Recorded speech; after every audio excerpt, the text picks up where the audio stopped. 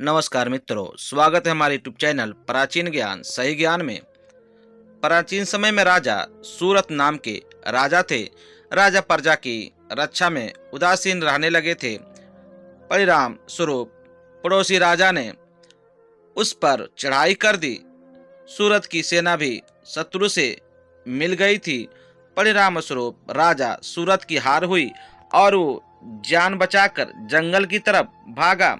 उसी वन में समाधि नामक एक बनिया अपनी स्त्रियों संतान के दुर्व्यवहार के कारण निवास करता था।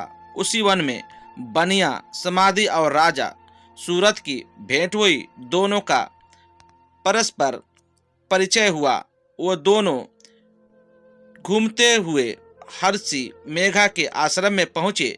हर्षि मेघा ने उन दोनों के आने का कारण पूछा तो वो दोनों बोले, हम अपने सगे संबंधियों द्वारा अपमानित एवं तिरस्कृत होने पर भी हमारे हृदय में उनका मोह बना हुआ है। इसका कारण क्या है? महर्षि मेघा ने उन्हें समझाया कि मन शक्ति के अधीन होता है और आदि शक्ति के अविद्या और विद्या दो रूप है। विद्या ज्ञान स्वरूप है और अविद्या अज्ञान स्वरूप। जो व्यक्ति अविद्या अज्ञान के आदिकरण रूप में उपासना करते हैं उन्हें वे विद्या स्वरूपा प्राप्त होकर मोक्ष प्रदान करती है। इतना सुन राजा सूरत ने प्रश्न किया, हे महर्षि, देवी कौन है? उनका जन्म कैसे हुआ? महर्षि बोले, आप जिस देवी के विषय में पूछ रहे हैं वो नित्य स्वरूपा और विषय यापिनी है। उनके बारे में ध्यान पूर्वक सुनो। कल्पांत के समय विष्णु भगवान क्षीर सागर में अनंत शैया पर शयन कर रहे थे। तब उनके दोनों कानों से मधु और कैटभ नामक दो दैत्य उत्पन्न हुए। वे दोनों विष्णु की नाभि कमल से उत्पन्न ब्रह्मा जी को मारने दौड़े। ब्रह्मा जी ने उन दोनों राक्षसों को देखकर विष्णु जी की शरण में जाने की सोची, परंतु विष्णु भगवान उस समय सो रहे थे। तब उन्होंने भगवान विष्णु को जगाने हेतु उनके नयनों में निवास करने वाली योगनिद्रा की स्तुति की। परिणाम स्वरूप तमोगुण अधिष्ठात्री देवी विष्णु भगवान के नेत्र, नासिक, मुख तथा हृदय से निकलकर ब्रह्मा जी के सामने उपस्थित हो गई। योगनिद्रा के निकलते ही विष्णु भगवान उठकर बैठ गए। भगवान विष्णु और उन राक्षसों में 5000 साल तक युद्ध चलता रहा। अंत में मधु और कैटभ दोनों राक्षस मारे गए। ऋषि बोले, अब ब्रह्मा जी की स्तुति से उत्पन्न महामाया देवी की वीरता तथा प्रभाव का वर्णन करता हूँ, उसे ध्यानपूर्वक सुनो।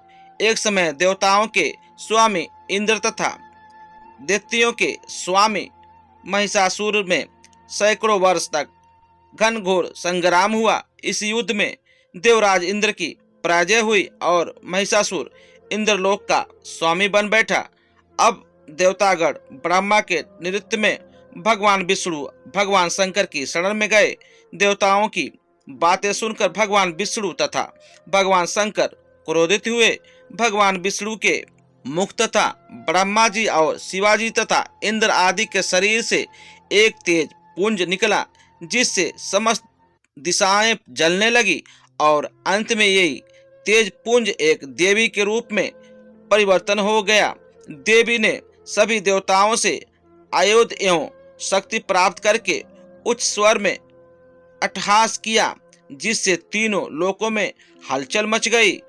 महिषासुर अपनी सेना लेकर इस सिंहनाद की ओर दौड़ा। उसने देखा कि देवी के प्रभाव से तीनों लोग आलोकित हो रहे हैं।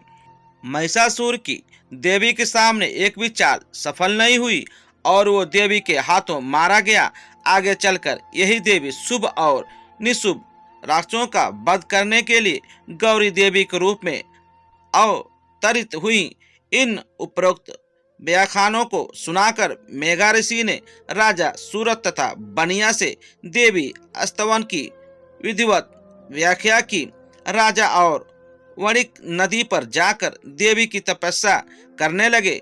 3 वर्ष तक घोर तपस्या करने के बाद देवी ने प्रकट होकर उन्हें आशीर्वाद दिया।